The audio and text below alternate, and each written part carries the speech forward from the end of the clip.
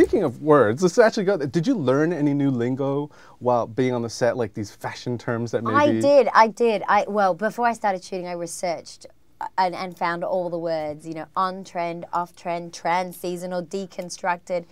It was a whole new language. And has that kind of filtered into your No, everyday? Like, no. this sandwich is trans-seasonal. No, Like, I would have to be, that's very passé. It seems very, you can't sort of put that language with my personality. It only worked with the character. to kind of go into a film where really clothing is such it plays a character in the film.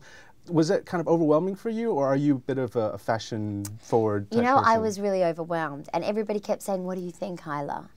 As if I knew anything about fashion, and I kept saying, "I think we should trust Patricia Field. She's, you know, Sex and the City, Devil Wears Prada." And it was tough for me because as a performer, you know, normally I'm very possessive over my character's wardrobe. I want to, you know, I want to control every detail of my character. I'm the one who's playing her. But this movie, I had to take my hands off the wheel a bit and say, as long as she's in very high heels and she totters, and I think that's funny, and it just shows that she's such a shopaholic, that she's willing to buy impractical things, then I just let Patricia kind of do the rest. I just talked to her. She's awesome. I'm just Isn't wondering, she? what was the first meeting like, and can you do an impression The of her? first meeting was like, "Hello, I'm Isla. I'm coming up to the house." I was like, "Great, come." And then she showed up, and she had pink hair, and she was wearing this, you know, rock star belt and this sort of distressed T-shirt that was ripped in very sort of quite racy places. And she sort of wandered around my house.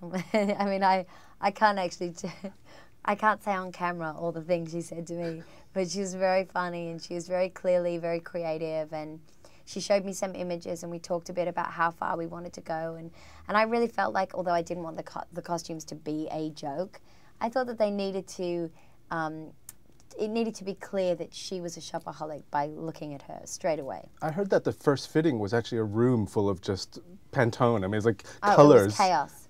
It was the first meeting was so overwhelming for me. I was breastfeeding, being wheeled around. There were clothes everywhere, hats, weird jewelry, strange gloves. It was just she'd just come back from Japan, and I mean, stuff in that room I have never seen in my life before and since. While watching this film, a lot of my friends and I, we left having a little bit of a crush on Hugh, and I'm just like, what is it about this guy that kind of draws everybody in? He's like.